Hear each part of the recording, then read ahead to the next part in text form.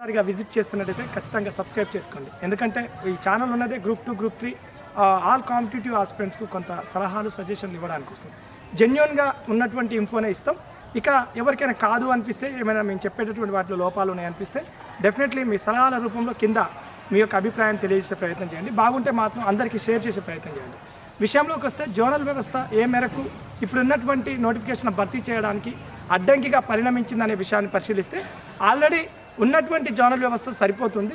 కాకపోతే ఇక్కడ ఉన్నటువంటి ఆ మూలుగు నారాయణపేట జిల్లాలకు సంబంధించి కొంత మళ్ళీ కొత్త జోనల్ వ్యవస్థ దానికి సంబంధించినటువంటి సవరించిన ఉత్తర్వులు రావాల్సినటువంటి అవసరం ఉంటుంది. కాబట్టి కొంత జోనల్ వ్యవస్థ వివాదం ఉంది అనేది అయితే నానుడి కనిపిస్తుంది.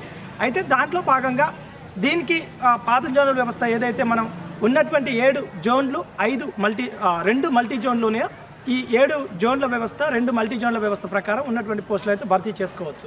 దానికి పెద్దగా వచ్చేటటువంటి వివాదాలు కూడా ఏం లేవని చాలామంది విశ్లేషకులు కూడా అదే చెప్పడం జరుగుతుంది.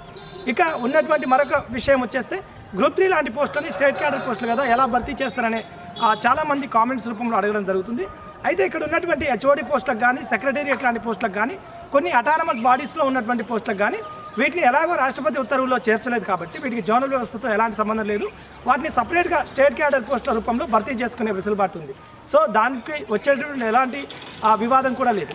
ఇక ప్రాథమికంగా పరిశీలిస్తున్నప్పుడు ఏదైతే ఇప్పుడు ఉన్నటువంటి వేకెన్సీ వివరాలకు ప్రభుత్వాలు ఎలా సన్నాహాలు చేస్తున్నాయి అన్నప్పుడు డిసెంబర్ నుంచి ఉన్నటువంటి కార్యవాహి ఇంకా వేగవంతంగా ముందుకెళ్తున్నట్టుగా చెప్పుకోవచ్చు. దాంట్లో భాగంగానే ఇక్కడ ఉన్నటువంటి ఆర్థిక శాఖ క్లియరెన్స్ కోసం అనేక శాఖలకు పంపించినటువంటి విషయాలు అక్కడి నుంచి సంగ్రహిస్తున్నటువంటి వేకెన్సీస్ వివరాలు తెలుస్తున్నాయి. దాదాపు 1,00,000 పైబడి ఖాళీలు ఉన్నప్పటికీ కూడా 50 నుంచి 55,000 వరకు ఇక్కడ ఉన్నటువంటి వాటిని భర్తీ చేయడానికి అవకాశం ఉన్నట్టుగా కనిపిస్తుంది.